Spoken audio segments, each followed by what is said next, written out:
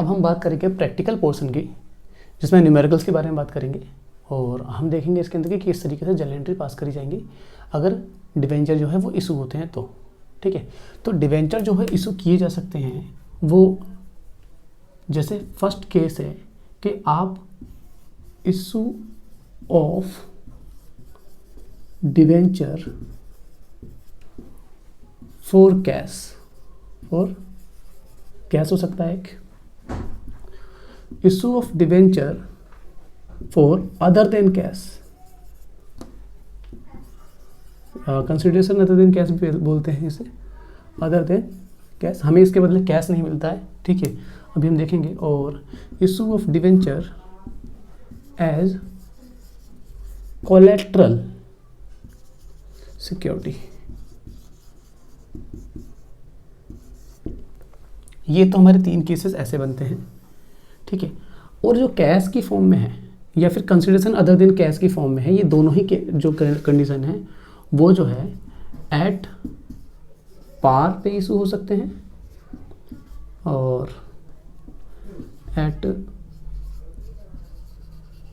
Premium पे issue हो सकते हैं और एट डिस्काउंट पर इशू हो सकते हैं। मैंने आपको बताया था कि डिवेंचर जो है वो डिस्काउंट पर भी इशू किए जा सकते हैं। एट पार मतलब 100 का शेयर है, वो डिवेंचर है, सॉरी 100 का डिवेंचर है और 100 रुपये में ही इशू किया जा रहा है। ठीक है, ये फेस वैल्यू है और ये नॉमिनल वैल्यू कहते हैं, जितने पे इशू किया जाता है उसे नॉमिनल वैल्यू कहा जाता है। एट प्रीमियम का मतलब हो गया 100 रुपये पे था फेयर वैल्यू उसकी, जो सॉरी फेस वैल्यू जो थी वो 100 रुपये की थी, जबकि नॉमिनल वैल्यू उसकी 100 से ज़्यादा, कितना भी हो सकता है, 110 मान लेते हैं हम, 10 रुपये प्रीमियम में हो गया। और एट डिस्काउंट 100 रुपये की फेस वैल्यू थी और आपका इशू हो गया वो 90 रुपये में, 10 रुपये का डिस्काउंट दे दिया हमने। तो ये 3 केसेस हो गए। अब हम लाइन से देखेंगे कि किस तरीके से जो है वो इनकी जर्नल एंट्री की जाती है। तो अगर कैश की फॉर्म में अगर डिवेंचर को हम इशू कर रहे हैं तो उसमें 2 तरीके से इशू किया जा सकता है। एक तो हो सकता है आपका लमसम बेसिस पे, लमसम, और दूसरा हो सकता है इंस्टॉलमेंट बेसिस पे।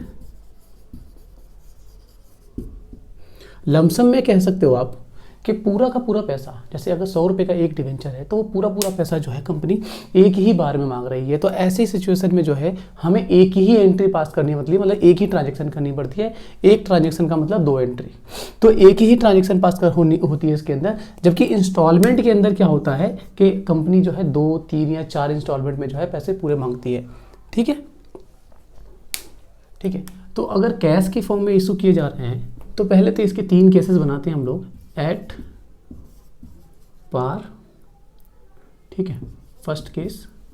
तो जब डिवेंचर इशू किए जाते हैं तो पहली एंट्री होगी bank account debit, bank account debit to debenture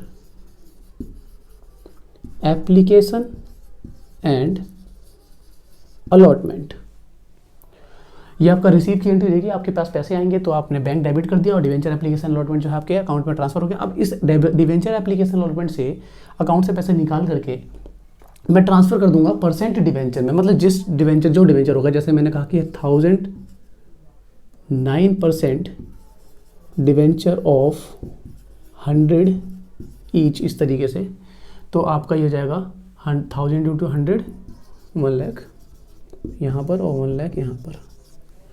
ठीक है, नेक्स्ट एंट्री हो जाएगी आपकी debenture application and allotment to 9%, क्योंकि हमारा डिवेंचर का नाम 9% था, इस वजह से हमने 9% debenture account, amount same transfer हो जाएगा इस तरीके से। अच्छा, बीइंग लिखना जरूर याद रखें, बीइंग कभी भी ना भूलें, बीइंग के बिना आपके नंबर नहीं मिलेंगे, क्योंकि आपका जो पेपर है अब सब्जेक्टिव है, तो वहाँ पर बीइंग का खास ख्याल रखें। ठीक है, ये बीइंग कंप्लीट करेंगे आप। ये हो गया आपका एट पार का केस। ठीक है, 100 का डिवेंचर 100 में ही इशूड। नेक्स्ट हो सकता है आपका एट प्रीमियम का केस। तो अगर प्रीमियम में अगर बात करें तो मैं सिर्फ इसके अंदर इसको चेंज करूँगा, एट पार की जगह पे प्रीमियम कर देते हैं, एट प्रीमियम आप चेंज कर लीजिएगा। और 9% debenture of 100 each issued at 110, 110 पे इशू हुए हैं। तब क्या करेंगे हम लोग? तो पहली एंट्री तो सेम रहेगी, bank account debit to debenture application and allotment, but entry रहेगी आपकी 110 से मल्टीप्लाई करके जितना आपने रिसीव किया। याद रखें ये वाला पहली एंट्री रिसीव्ड अमाउंट से ही मल्टीप्लाई करोगे आप। अगर आपको 100 मिल रहे हैं तो 100 से मल्टीप्लाई करिए, मतलब पार पे। अगर प्रीमियम है तो अगर 110 मिल रहे हैं तो 110 से मल्टीप्लाई करिए से जितने डिवेंचर है। और अगर डिस्काउंट है तो अगर 90 रुपये पे है तो आप 90 से, मतलब जितने पैसे आपको मिल रहे हैं इशू के टाइम पे, कंपनी आप अपने जब भी एंट्री करेंगे, आप जनरल एंट्री करेंगे तो आप अपने आप को कंपनी मान करके चलेंगे। तो कंपनी को जितने पैसे मिल रहे हैं कंपनी उतने अमाउंट से एंट्री करेगी। अभी मुझे यहाँ पे 110 रुपये मिल रहे हैं तो 110 रुपये के अमाउंट से एंट्री कर दिया, ठीक है ना। पिछले केस में मेरे को पार पे 100 रुपये मिल रहे थे तो मैं 100 रुपये की से एंट्री करी थी, ठीक है। तो अगर 110 रुपये मिले तो 110 से एंट्री करी, तो 110 इंटू आपका ये हो जाएगा 110 इंटू 1000, 11 लाख रुपये होगा, 1,10,000 होगा, ठीक है। तो 1,10,000 कर देते हैं हम लोग, 1,10,000, ठीक है। नेक्स्ट एंट्री जो होगी, अब debenture application and allotment account, अगर यहाँ पे क्रेडिट 1,10,000 से हुआ है तो debenture application and allotment account debit भी 1,10,000 से हो जाएगा, क्योंकि क्रॉस एंट्री ट्रांसफर हो रही है यहाँ से। इस चीज़ को याद रखेंगे, मैं आपको ट्रिक बता रहा हूँ ये कि एंट्री को किस तरीके से आसानी से किया जा सकता है। पहली एंट्री को आप हमेशा उस अमाउंट से करोगे जिस अमाउंट से आपको जितना रिसीव हुआ है, फर्स्ट ट्रिक। सेकंड ट्रिक आपको ये याद रखनी है कि डिवेंचर एप्लीकेशन अलॉटमेंट अगर क्रेडिट इतने अमाउंट से हुआ है तो डेबिट भी उतने ही अमाउंट से होगा। तो यहां पर भी आपका 1,10,000 आ जाएगा। और ये हर केस में कह रहा हूं मैं आपको, सिर्फ प्रीमियम या पार में नहीं बोल रहा मैं, डिस्काउंट किसी भी केस में अगर आपको ऐसा आ रहा है तो यही चीज़ याद रखनी है। पहली एंट्री हमेशा रिसीव अमाउंट से एंट्री करनी है। दूसरी एंट्री आप हमेशा जितना जो डिवेंचर एप्लीकेशन अलॉटमेंट है वो क्रॉस एंट्री ट्रांसफर होती है, ठीक है। परसेंट डिवेंचर हमेशा फेस वैल्यू से मल्टीप्लाई करेंगे। परसेंट डिवेंचर हमेशा फेस वैल्यू, जितने की फेस वैल्यू थी, तो फेस वैल्यू इसकी कितनी थी? फेस वैल्यू इसकी 100 थी, तो हमेशा 100 से मल्टीप्लाई करेंगे। तो यहाँ पर 1 लाख ही रहेगा, ठीक है। और एक एंट्री नीचे एक्स्ट्रा होगी जिसे हम टू सिक्योरिटी प्रीमियम कहेंगे। एट प्रीमियम में आपने क्या करना है, दोबारा से रिपीट कर देता हूँ। पहली एंट्री हमेशा उतने से करनी है जितना आपने रिसीव किया। दूसरी एंट्री के अंदर आपने डिवेंचर एप्लीकेशन अलॉटमेंट जितना आपने क्रॉस ट्रांसफर कर दिया, और परसेंट डिवेंचर आप हमेशा 100 से रखेंगे, मतलब फेस वैल्यू से रखेंगे। ये नहीं कि 50 का डिवेंचर है तब भी 100 ही रख दिया, अगर 100 का है तभी, मतलब कहने का मतलब है जितने का डिवेंचर था उतने से रखेंगे। और सिक्योरिटी प्रीमियम में आपने जितना प्रीमियम लिया है, प्रीमियम मैंने 10 रुपये लिया था तो मैंने यहाँ पे आपका 10 रुपये से एंट्री कर दी वाली, ठीक है। नेक्स्ट केस है हमारा जो है वो है आपका डिस्काउंट,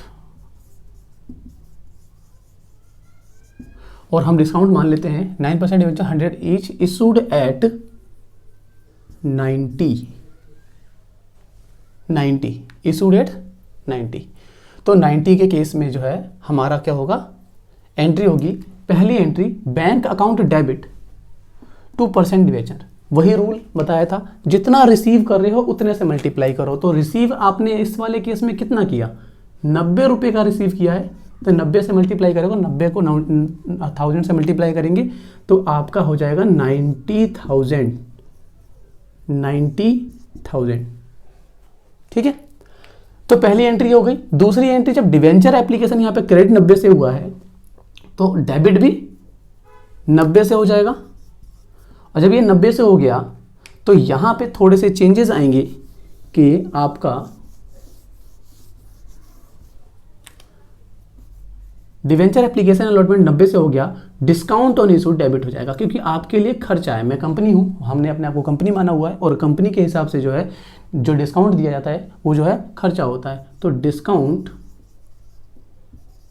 ऑन इशू कहते हैं। अच्छा, एक चीज़ याद रखिएगा, जो इशू के टाइम पे जो डिस्काउंट दिया जाता है उसको डिस्काउंट ऑन इशू के नाम से जाना जाता है, क्योंकि आगे आके टर्म्स चेंज होंगे तो मैं वहाँ पर भी बताऊँगा आपको। तो डिस्काउंट ऑन इशू कितना हुआ, 10,000 रुपये हुआ, क्योंकि 10 रुपये से मल्टीप्लाई हुआ था, ठीक है। और 9% डिवेंचर कर दिया मैंने, कितना, 1,00,000, क्योंकि ये फेस वैल्यू से मल्टीप्लाई करके ही डालते हैं हम हमेशा, परसेंट डिवेंचर को हमेशा फेस वैल्यू से मल्टीप्लाई करते हैं। तो आपका ये सेकेंड एंट्री हो गई। हर ट्रांजेक्शन की 2 एंट्री बनेंगी, ठीक है। तो ये हमारे 3 केसेस हो गए, issued at par, issued at premium और इशूड एट डिस्काउंट। इंस्टॉलमेंट में अगर बात करते हैं, जैसे एक एग्जांपल उठा लेते हैं, जैसे ABC लिमिटेड है कोई और इशूड 9% 1000 डिवेंचर ऑफ 100 ईच, ठीक है। एप्लीकेशन पे उसने 40 मांग लिए, अलॉटमेंट पे 30 मांग लिए, और फर्स्ट, ये इंस्टॉलमेंट जाएगी, फर्स्ट एंड फाइनल कॉल पर उसने 30 मांग लिए। तो एंट्री किस तरीके होगी? तो पहली एंट्री वही हो जाएगी आपकी, bank account debit to debenture application. अब एप्लीकेशन एंड अलॉटमेंट ना लिख करके सिर्फ एप्लीकेशन लिखेंगे, क्योंकि इंस्टॉलमेंट अलग अलग है। तो बैंक टू डिवेंचर एप्लीकेशन आपका हो जाएगा 1000 × 100 ना करके आप 1000 × 40 करोगे। तो 1000 × 40 40,000, ठीक है।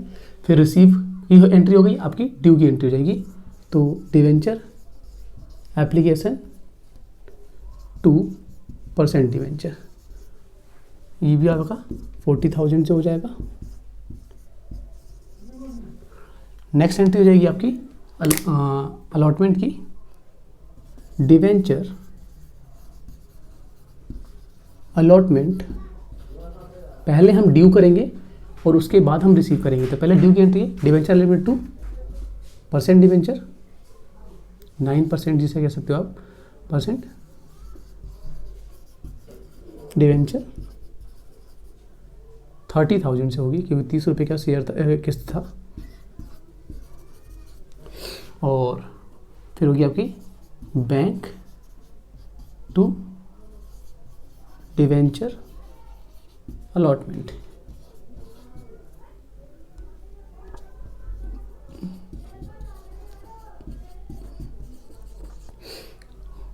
आप फर्स्ट एंड फाइनल कॉल की, तो डिवेंचर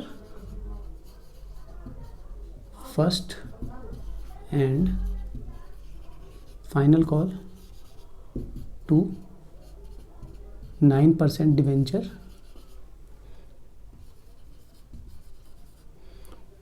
30,000 से,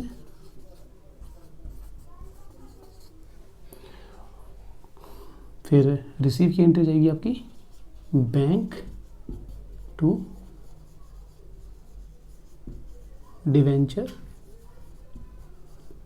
फर्स्ट एंड फाइनल कॉल। ये बिल्कुल सेम वैसे ही है जैसे हम लोग इक्विटी शेयर वाले चैप्टर में करते थे, सेम उसी की तरह ही है,